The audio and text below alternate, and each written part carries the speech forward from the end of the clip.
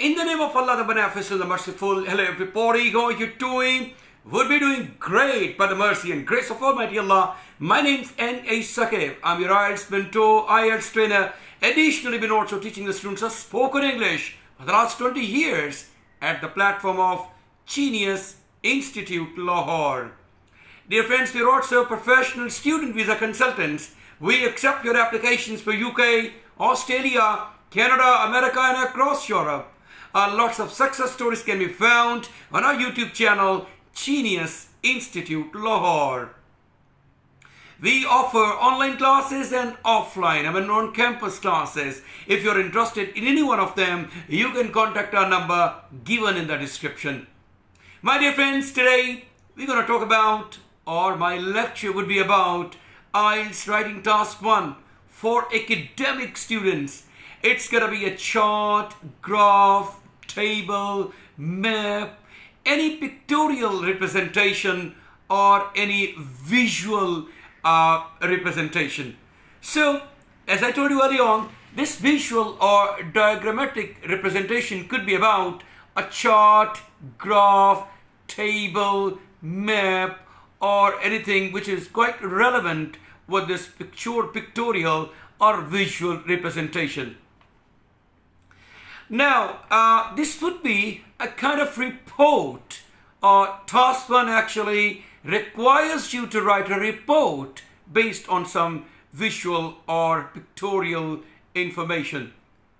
Now, about the word count, how many words are needed for completing this task? 150 minimum words are required to complete your task.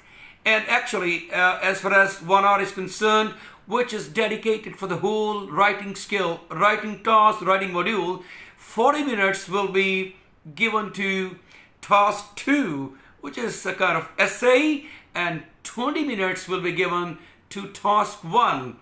Now, this is the minimum word count. In 20 minutes, actually, you got to complete this task quite comprehensively. And you have to write down 150 minimum words, but that's the minimum count. I will let you know in the further lecture that 170 to 180 words are actually the suitable words, and why 20, 30 words should be written additional. There is a reason behind it. I will let you know later on in this lecture. Now let me tell you right from here the why you need to write down 20-30 minutes extra. The reason is, if you happen to write some irrelevant information, irrelevant data, irrelevant content, the examiner will simply take those words out of the word count.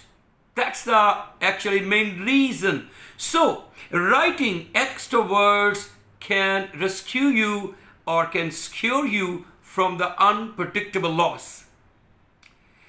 Dear friends, and if you write 150 words answer, and due to irrelevant words or irrelevant stuff, actually the data is not counted by the examiner, the irrelevant data, so you will be left with only 120, 130 words.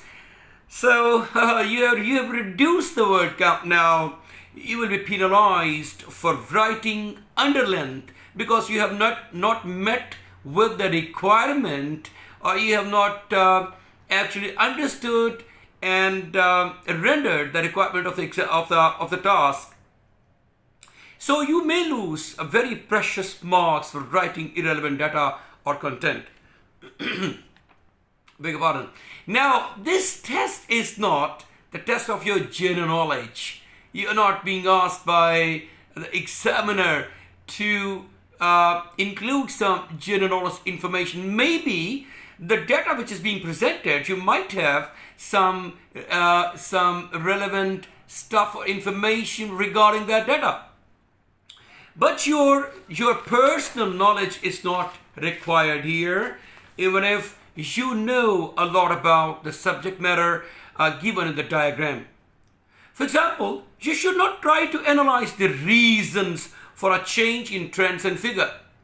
You are nobody to give your opinion actually, or you're not supposed to include your opinion here. This is not opinion essay. This is not opinion which should be included in your task one. Actually, it's a kind of report where descriptive stuff should be included. Descriptive means whatever you find in the x-axis and y-axis like this, you got to include that stuff inside your answer. So it's actually not based on your personal ideas, it's based on the facts and figures provided by the examiner in the question or in the pictorial representation. So IELTS writing task 1, which is actually graph, chart, table for the academic students, actually tests your ability to describe what factual information or it presents in graphic or diagrammatic form. You got to explain, you got to describe rather all that data clearly and accurately. Overall, IELTS writing task 1 is a very much predictable exercise.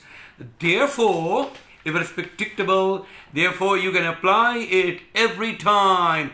If you once master the basic pattern of a good IELTS writing task 1 response, you can apply it every time. So this is something really to be cheered about. Now, as far as this task 1 is concerned for the academic students, what is a chart, graph, table, or a diagram or a map, something like that, actually it resembles the monthly report. Now I can give you an example. This assignment is a lot like a monthly report that an employee might submit to his supervisor at work, whereas the boss only wants relevant facts and data based on the latest company numbers. So something like this is to be done here. So when you once come to know about your task 1, you got in front of you your pictorial representation or your visual information. Don't start immediately writing on it. Give it some time. So as you start writing, do not start writing immediately. Spend some time doing what? Looking at the visual or pictorial representation. Give it a second look, give it a third look. Each time you will try to understand some more information. You would find that it's becoming easier. In the first look it was difficult really, but with the passage of time it will start looking easier. So you will understand the information given when you will concentrate on that. So if you do not concentrate and give it due respect, what will happen? You can easily misunderstand the information, which will make you lose marks, and you can't afford to lose marks.